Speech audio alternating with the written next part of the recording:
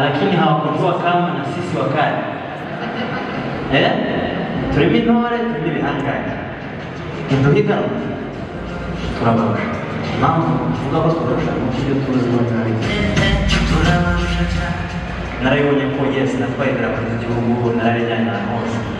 ariko umuziki ubwawo ntaho werekana hose navuga ni icyo kintu bifite nta chance ya mbere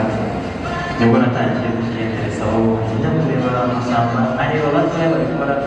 nkasubiraho kera nakiniraga nkabyiga donc ni process yafashe imyaka ibiri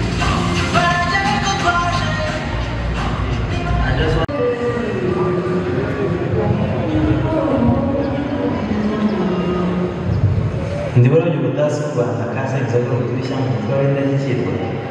naho mpamvu cyane ndibona ubudasi ku Rwanda kuko ndiko nifata tata